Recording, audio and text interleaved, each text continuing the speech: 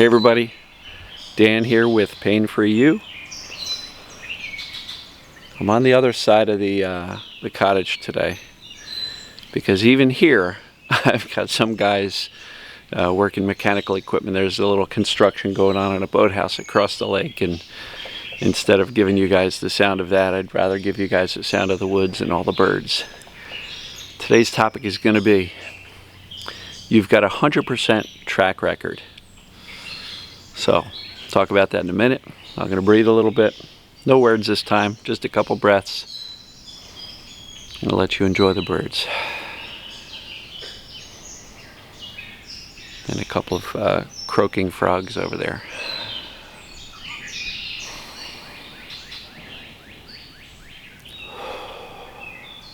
Relax your body, breathe a little bit.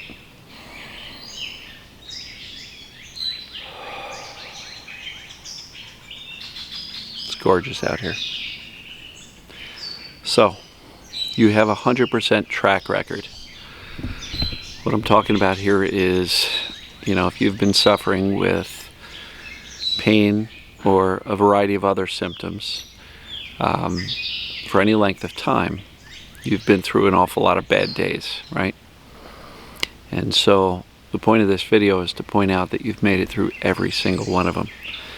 So if you're going through a rough patch now and you're having a bad day, just know your track record is 100% of making it through.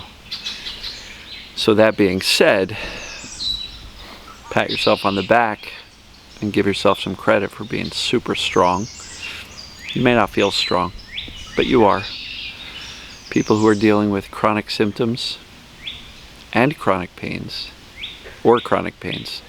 are some of the strongest people I know. And I interact with you guys and gals every day. And so, some people, for whatever reason, don't seem to have, these chronic symptoms.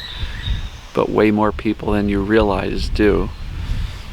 And I'm here to just kind of tip my hat to you and give you credit for making it through every single bad day you've ever had, and to hopefully encourage you to find that strength so that you can continue to make it through every bad day you've had. This whole thing is a game of confidence. It's a game of not necessarily bravery, but accurate knowledge. TMS 101, first day of class, Dr. Sarno says there's nothing wrong with you. You're okay. There's nothing broken. All those things you've been told by the medical profession, not all, but like the vast majority for all of us, is misdiagnosis, misinformation. They mean well, but they just don't know about this stuff. And if they do, they go, that doesn't make sense. Or they say, well, that makes sense, but I gotta make a living. I've got kids to put through college. And I'm not saying that in a mean, derogatory way towards doctors. It's just that, it's tough to make money telling people that there's nothing wrong with them, right? I don't know any TMS coach or practitioner who's, exceedingly wealthy, right? I still run a side business that I've been doing for 16 years, and that's my primary income. Doing this is not my primary income. And so you can't make a ton of money by telling people that there's nothing wrong with them, right? But in essence, that's the core message. There's nothing wrong with you. But it sure feels like there is. So again, the message here is one of strength and hope and encouragement that if you're having a bad day, don't sweat it. You've made it through every single bad day. Try to employ some of the techniques to teach yourself that you're safe. Smile. Notice the pain. Tip your hat to it. Hello, pain. I see you, but I'm not afraid of you. Breathe, soothe. Focus on whatever you can do to enjoy yourself. Try to have some fun. Remind yourself and reassure yourself it's okay. This is just the mind-body stuff. It's created in the brain. There's actually nothing wrong with my physical body.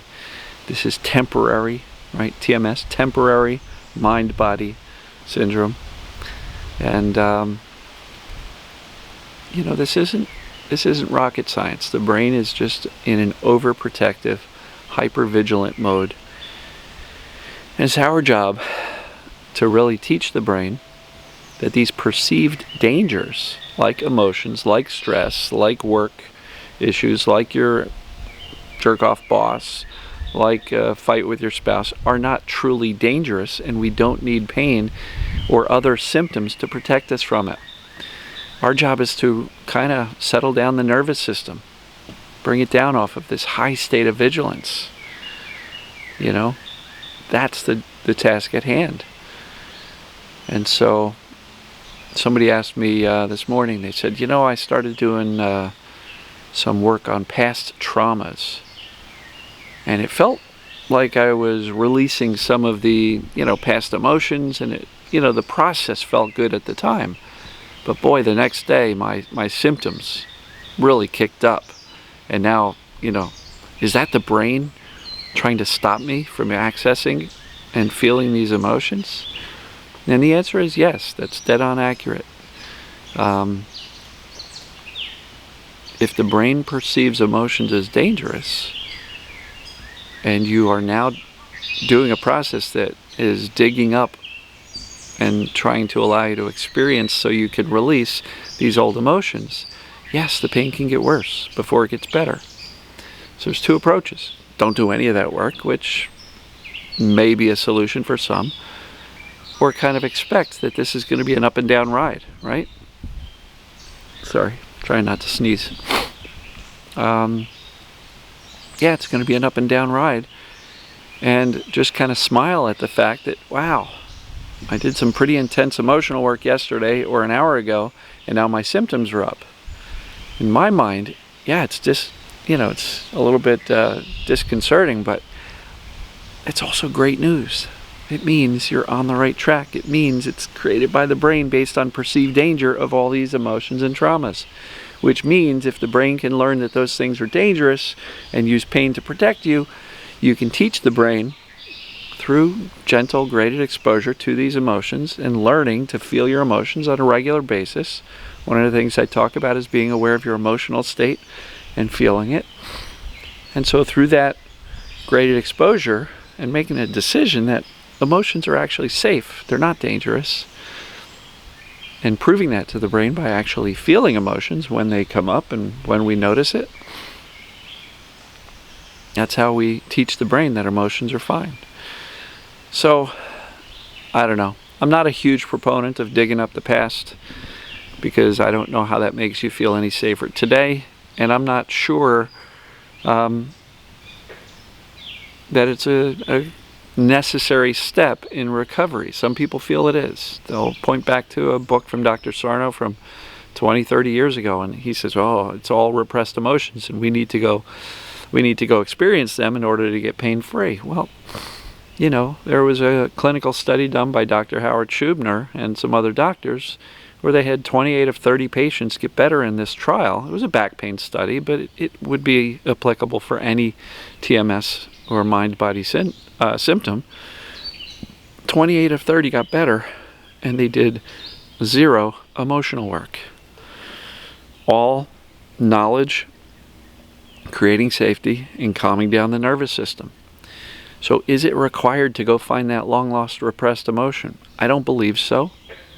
You know, I've seen plenty of discussion threads on Facebook of people saying, hey, do I have to journal to get better?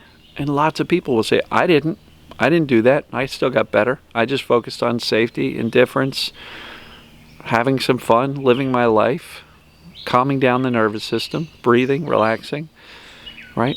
So if the emotional work doesn't feel right, or you've done it already, doing it more is not going to be the answer, right? Some people say, oh, I've done all this emotional work. I've been in therapy for years. I've done journaling for 6 months.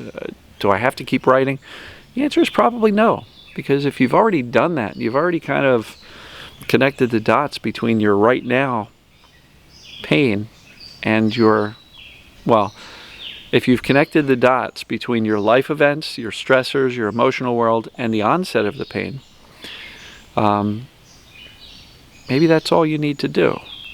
So, kind of got a little bit off track of the original topic, but the point here is, if you're having a bad day, smile. You've made it through every single one of them. And I'm not saying you like or enjoy bad days, but you can smile with the confidence of knowing, no matter how bad it gets, I'm pretty badass and I made it through every single one already, so I can make it through today as well. So I'm going to wrap this one off before I go into 6 other different tangents, but I'll point out that's the lake over there. So I'm just standing on the side of the house so I don't get the construction noise from across. Even at this beautiful quiet place, we've got neighbors making some racket and noise. So love you guys and gals, and I will see you tomorrow. Remember, you've got a track record of 100% of making it through a bad day. You're going to make it through this one too. Love you.